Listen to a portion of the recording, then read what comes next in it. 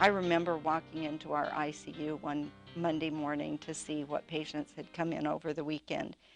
And it was around the holidays, and there were 3 adult males in 30s, between their 30s and 40s, that had been brought in from different crashes. All of them had been drinking, a couple of them at taverns, and they were well above the adult legal limit. The third one at a party, they had crashed their vehicles, weren't wearing safety belts, and 2 of these gentlemen ended up dying of their brain injuries, and the third one survived with a brain that'll never work normally again. He also broke his neck, and so he's paralyzed from his shoulders down for the rest of his life. And I walked into his room, and there were cards, hand-drawn cards from his children saying, "Daddy, we love you. Daddy, please come home." And I know that these children are never going to have a father that's going to be able to play ball with them or go see their plays or do any of that kind of thing because of choices he made, and then because somebody who was serving him didn't question, didn't say, "I think you've had enough. Were you planning on driving home? Can I call you a cab instead?" All of those things, those interventions that people could do, could have kept his children from having a life that would never be the same again.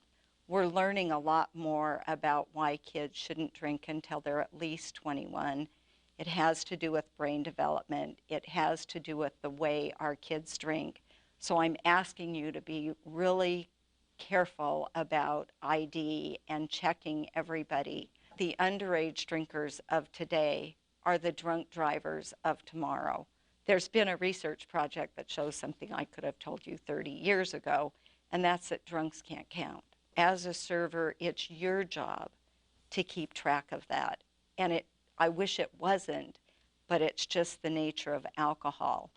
You don't realize how much you've had, and the more people drink, and as servers, you know this, the more people drink, the better they think they're doing. So thank you for doing your job, making sure that our kids are not drinking when they're underage, and making sure that the rest of us are safe out there on the highways, because you haven't let somebody go who's had more than they should, and be safe drivers.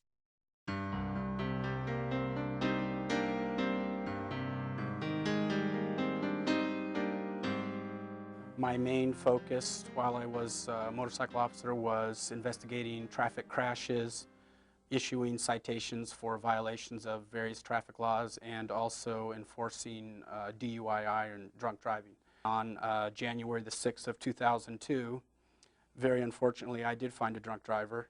I was traveling southbound on Sandy, and a drunk driver was traveling eastbound on Oak Street and missed the stop sign, and I did not have a stop sign. As the car came through the intersection, I impacted right in front of the driver's door, flew over the car, and hit what I believe was about 21 feet away on my head. The police report was stamped fatal, so they expected me to be killed. Again, the driver that I actually ran into had been out drinking most of the night with her friends. She was a young 21-year-old woman. Had been out drinking most of the night with her friends, had also visited 2 taverns and was served at both taverns, was extremely intoxicated, and had been smoking marijuana as well. When they finally did the blood draw on the warrant on her at the hospital, was about an hour and a half later, she was still a 1.7. So that was over twice the legal limit. On top of that, she had been smoking marijuana. So she was very intoxicated. My life changed severely on that day. I was in a coma for a week. After waking up from my coma, I didn't know who I was. I didn't know what had happened or anything. I didn't get to see my kids at all for 5 weeks because I was so physically scary looking that my wife didn't want my kids to get scared. She had just told the kids that Dad got hurt, he broke his leg, and he's in the hospital. I was in the hospital 2 months. I had 2 brain surgeries. I ended up having 2 jaw surgeries, a surgery to get a rod put in my femur, and also a surgery to get some hardware taken out of my head. It's been 6 years now since I got hit, and to be honest with you, the first 3 or 4 years, it was very difficult to even get my life back on track again.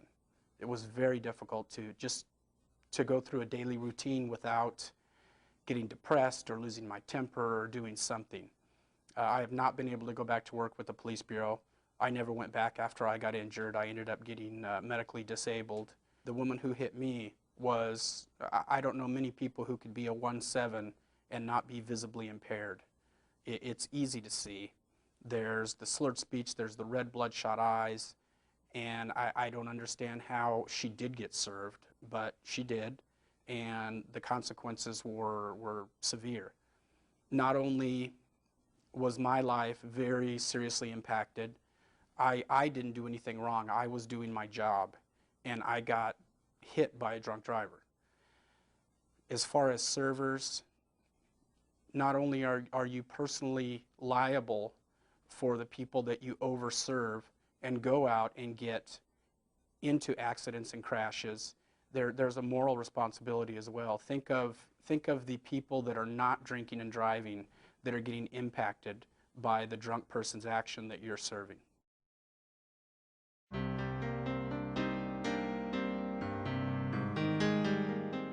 As an officer with the Washington State Liquor Control Board, our #1 priority is public safety.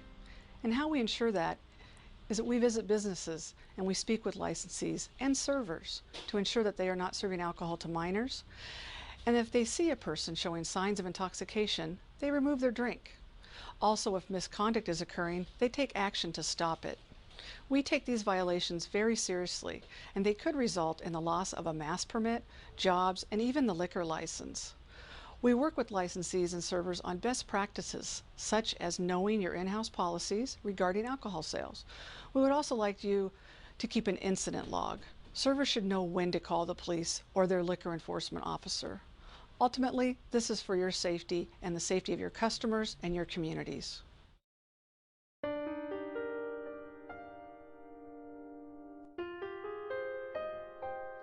In 2004, we received a phone call about a young man who had recently graduated from Washington State University as an engineering degree, went drinking at a tavern just outside the city of SeaTac, and he was overserved. When he left the tavern that night, a King County trooper pulled in behind him, and he wasn't thinking very clearly. He sped off down the highway and was going underneath I-5, headed for northbound 405, when he ran into a construction road crew. There was a young lady out there flagging. The front bumper of his car hit her right leg at about 95 miles an hour. He split her open like a wishbone. She had 7 kids at home, single mom. And when we went to talk to the servers and the owner of that establishment, I guarantee you there was a lot of concern in those faces. It's going to be important for you to think about when you're making your serving decisions what a jury is going to hear in a potential trial when you're sitting there in the defendant's chair for facing a big money judgment. The law in the state of Washington requires you not to serve anybody who's apparently intoxicated, but what does that mean? What does that mean in this case? Well, the witnesses are going to come in, they're going to sit in the stand, and they're going to say, I saw this person, the person who was driving the car, stumbling on the way to the bathroom. Another person's going to come in and testify, I saw this person's, or I heard this person's speech slur when he was ordering his drink. These are the sorts of things that a jury is going to listen to when they're trying to decide whether the person was apparently intoxicated or seemingly intoxicated or evidently intoxicated. And the jury is going to be asked to make a decision of whether or not you were guilty. The question then for you, when you take the stand, is going to be, given all this information, why didn't you notice that this person was evidently intoxicated?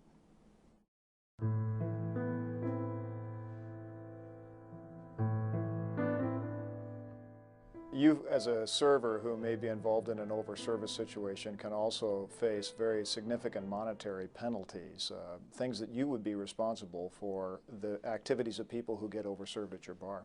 Let's say, for example, that someone is overserved and they get in their car and, as is not an untypical situation, they're driving home and they hit somebody in a crosswalk. You can be responsible for that person's medical expenses, which in a bad accident can be a lot of money. You can be responsible for the person's lost wages. If they're out for 2 or 3 months or longer, you can imagine that that adds up in a hurry. There's also pain and suffering for the person who is involved in the accident. So at the end of a fairly typical accident like that, you're into monetary expenses that are in the tens of thousands of dollars or even more that could be your responsibility. And those are the cases where the person survives. We also have to think about the cases where the person who's injured doesn't survive. And in those cases, we start to think about the claims that not only that person's estate has, but the claims that the family will have against you. Claims for emotional damage because they've lost a parent. How much is that worth to a jury? Claims for how much money that person could have contributed to his or her family during the time of his life that was cut short. How much money would that person have earned in his entire life, less what he would have spent. That's the amount of money that you, for all of these people, can be liable for. And that's how you see how the claims get from the relatively minor claims to the claims in the thousands to the claims in the millions. Make no mistake, too, that it's not just automobile accidents that we're talking about. If somebody is overserved at your bar and leaves and it's a cold night and they pass out on a lawn somewhere and get hypothermia or die, you could be responsible for that. If somebody stumbles out of your bar and goes back to their apartment, falls asleep in bed with a cigarette in their hand and there's a fire and people are injured, you could be responsible for that. It turns out that drunk people do bad things in places other than just cars.